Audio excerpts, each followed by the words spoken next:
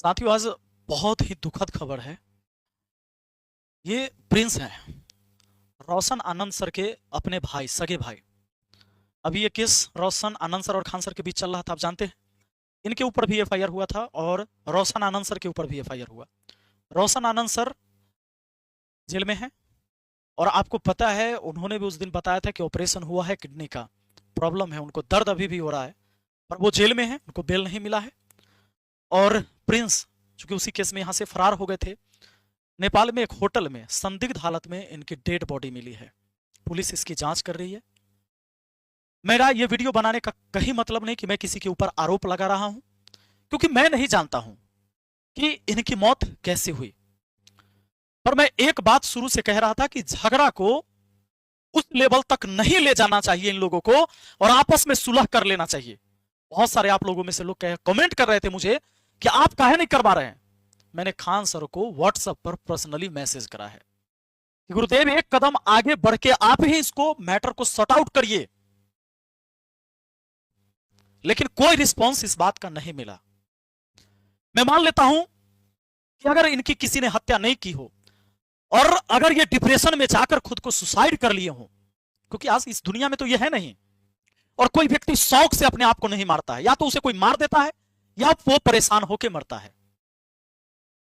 मैंने एक बात और कहा था कि जब हम बहुत बड़ा व्यक्ति बन जाएं, बहुत बड़ा पद पर चले जाएं, या बहुत पॉपुलरिटी हमारी हो जाए, तो हमें सोच समझ के भी बोलना चाहिए, क्योंकि मेरे बोलने से अच्छा या बुरा असर बहुत दूर तक होता है। खान सर एक ग्लोबल शिक्षक हैं, विश्व के नंबर 1 शिक्षक। मैं उनका मित्र हूं, मुझे पता है वो जो भी कुछ बोलेंगे उसका असर पूरे देश में और दुनिया में होता है। इसलिए मैं कह रहा था कि उनके गलत बयान का मैं विरोध करता हूं, मैं सिर्फ सत्य के साथ हूं। लेकिन आप लोगों में से बहुत लोग मुझे गाली दे रहे थे, और बहुत सारे 3-4 टीचर ने तो वीडियो भी बना दी कि खान सर के वजह से ही मुखिया बना था, ही भूल गया हम मुखिया बने थे। इसका क्या मतलब है? मैं धन्यवाद देता हूं खान सर का भी और उन लोगों का भी जो वहां अपना आकर योगदान दिया। कोई उत्तर प्रदेश से एक लड़का भी आकर योगदान दिया, झारखंड से, पूरे बिहार के कोने कोने से कोई आकर योगदान दिया। सबका महत्व है, पर इसका यह मतलब तो नहीं है कि मैं जब आप गलत करो तो भी मैं आपको कहूं कि नहीं, मैं तुम्हारे साथ खड़ा हूं। तो उस पर भी लोगों ने कहा कि मित्रता कर्ण से सीखो। अगर मैं कर्ण बन जाऊं तो क्या मैं दुर्योधन को इस महाभारत में जिताने के लिए प्रयास करूं? क्या आप यह चाहते हैं कि मैं कर्ण बनकर दुर्योधन को इस महाभारत में विजय दिलाऊं? यानी इस बार महाभारत में आप दुर्योधन को जीतते देखना चाह रहे थे। मैं क्यों कह रहा हूं ऐसी बातें, मुझे कहने की क्यों जरूरत पड़ रही है? क्योंकि मित्रता मुझे आप सिखा रहे थे। इनका गलत बयान कहां कहां है ये देखिए, और इस बयान का असर दो बात हुई होगी। या तो इन्होंने सुसाइड किया होगा, किसी ने जहर दे दिया होगा, या किसी ने हत्या कर दी किसी तरीके से, या कोई भी और कारण हो सकता है। यह पुलिस का मामला है, जांच का मामला है, जांच होना चाहिए। निर्दोष को सजा नहीं मिलना चाहिए, लेकिन दोषी को सजा हर हाल में मिलना चाहिए। अभी आपको मैं बताता हूं, मैंने बोला था तो लोग मुझे विरोध कर रहे थे कि तू खान सर से चलता है। शुभांकर मिश्रा के शो में जाकर क्या बोला इन्होंने, सुनिए। थे सेकंड राउंड में आए थे मारने के लिए। कौन हमला किया था? वो वहीं के थे सब, कोचिंग माफिया या वही माफिया सब। अब कपिल शर्मा के शो में इन्होंने क्या बोला था ये भी सुन लीजिए। क्या हुआ था? वो बम मार दिया था सर। हैं? आपके घर पे? हाँ, मेरे कोचिंग इंस्टीट्यूट पे 8-10 तो फेंक दिया सब। अमिताभ बच्चन के केबीसी शो में फिर क्या बोला था, सुन लिए। फीस कम करने के चक्कर में बहुत दिक्कत हो गया। पहले तो धमकी आई, फिर नॉर्मल ऐसे बात होने लगा, और एक दिन हो गया बम चला दिया गया हमारे। अरे बाप रे। यानी इन्होंने सीधे आरोप लगाया था कोचिंग वालों पर, ये कोचिंग वाले बम चलाते। हमेशा 8 से 10 राउंड गोली भी चला भी इनके कथन अनुसार, और 8 से 10 बम भी फेंका गया था। सुने ना, 8 से 10 बम फेंका गया, लेकिन उसकी एफआईआर की कॉपी मुझे नहीं मिली। मैंने बहुत ढूंढा। मैं कहता हूं खान सर आप ही बता दो एफआईआर की वो कॉपी कि 8 से 10 बम फेंकने वाला व्यक्ति जो आपके सीसीटीवी में भी आया, कौन कौन था? क्या उसमें टीचर था, या आप जबरदस्ती यहां के शिक्षकों को बदनाम करने का प्रयास कर रहे हैं?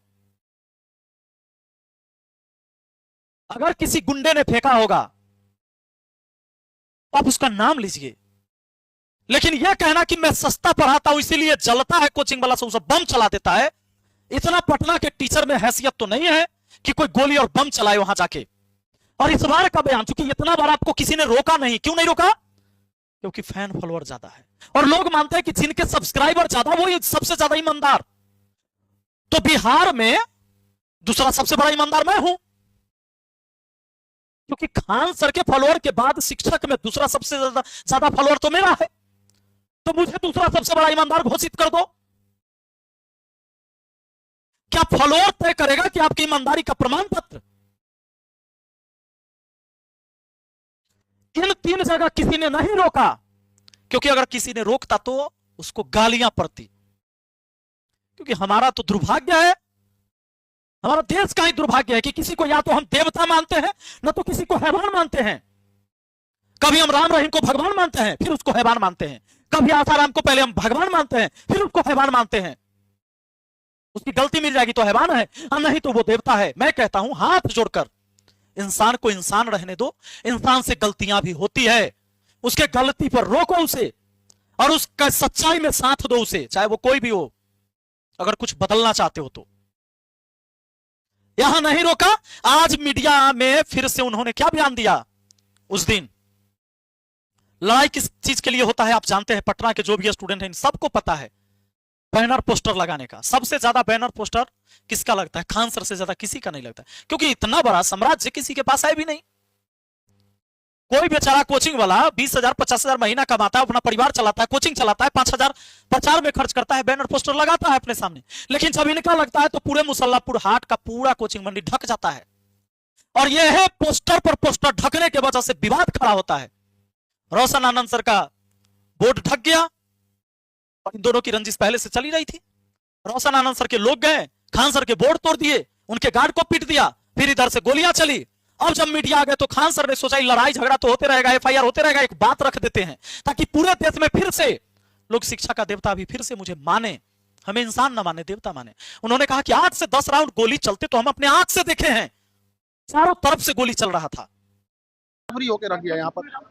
8-10 राउंड तो हम देखे हैं यहाँ पे, 8-10 राउंड हम देखे हैं। लेकिन अगले दिन के एफआईआर जो उन्होंने करवाया, क्या एफआईआर में आप हड़बड़ा के लिखे थे क्या? रात भर के बाद अगला दिन एफआईआर हुआ, तो यह मुझे जानना है कि क्या यह हड़बड़ा के तो ना लिख दिए? इसमें कहीं भी आपके ऊपर गोली चला इसका चर्चा नहीं है एफआईआर की कॉपी में।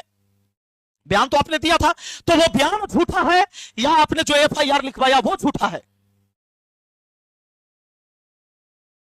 अब यहां पर आप नहीं देते हैं कि मेरे ऊपर गोली चला, लेकिन अब पुलिस जब सीसीटीवी वीडियो निकालती है, वायरल होता है, वो सारी चीजें गार्ड से पूछताछ होती है, तो पता चलता है गोली आपने चलवाया था।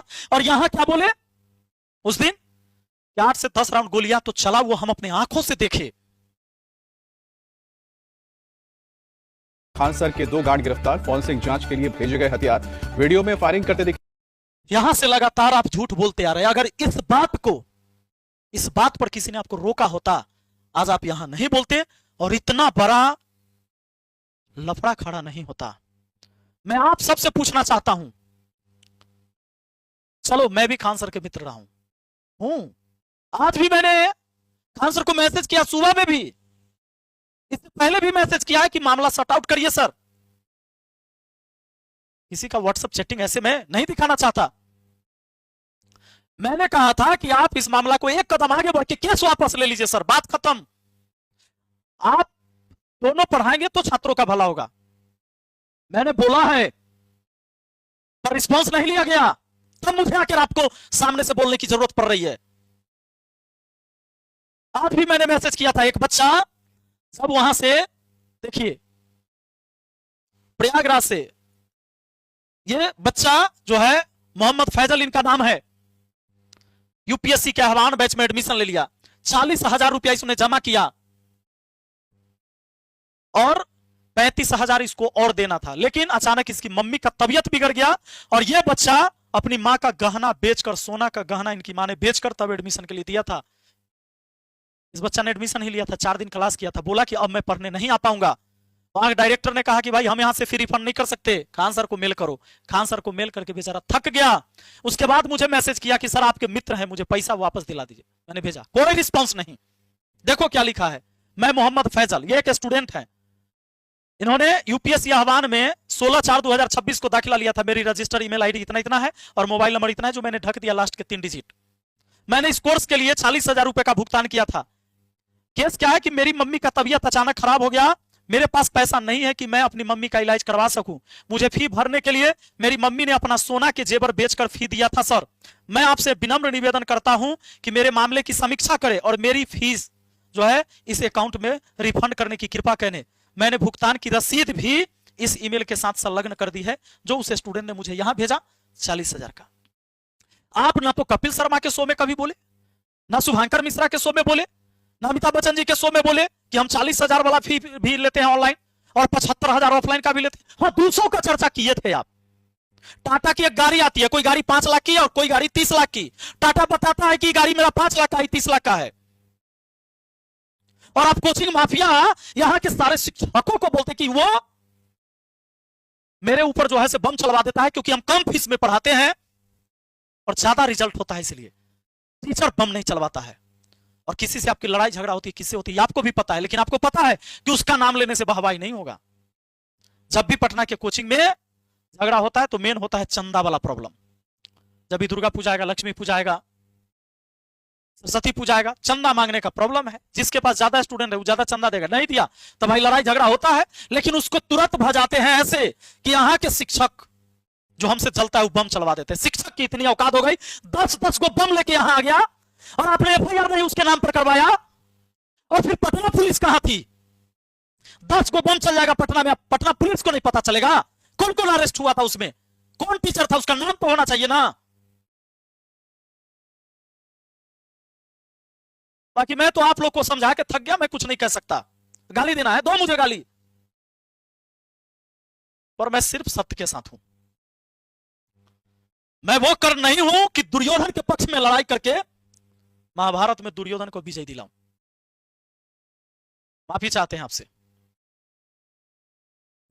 और जो लोग कहते हैं ना कि खान सर की वजह से तू पॉपुलर हुआ है, अरे खान सर 2019 में आए, हम 2017 में आए हैं। चैनल के अबाउट खोल के देख लो। यही उनको पता नहीं रहा होगा कि वीडियो कैसे बनता है, हम तहिया वीडियो बनाते थे। उनके फैन फॉलोअर है ज्यादा, ये अच्छी बात है। उन्होंने मेहनत किया होगा, हमसे ज्यादा बेहतर किया होगा, ये अच्छी बात है। माफ कीजिए बाकी। और जिनको भी दिल को तसल्ली मिल गया होगा कि आज रोशन आनंद सर का भाई इस दुनिया में नहीं है, तो आप जश्न मनाइए, मुझे गाली दीजिए। उस मां के ऊपर, उस वृद्ध पिता के ऊपर क्या बीत रहा होगा जिसका बेटा इतना पढ़ा लिखा होकर एक जेल में है और दूसरा बेटा की हत्या हो गई, अब इस दुनिया में नहीं है। उस मां बाप के दर्द को एक बार समझना। तुम्हारे मां बाप ने भी तुम्हें पाले होंगे। एगो मोबाइल हाथ में है, झट से किसी को गाली लिख दो, कमेंट कर दो। मैं ये नहीं कहता हूं कि तुम खान सर को गाली दो, तुम रोशन आनंद सर को गाली दो, या किसी भी व्यक्ति को गाली दो। तर्क होना चाहिए आपके पास।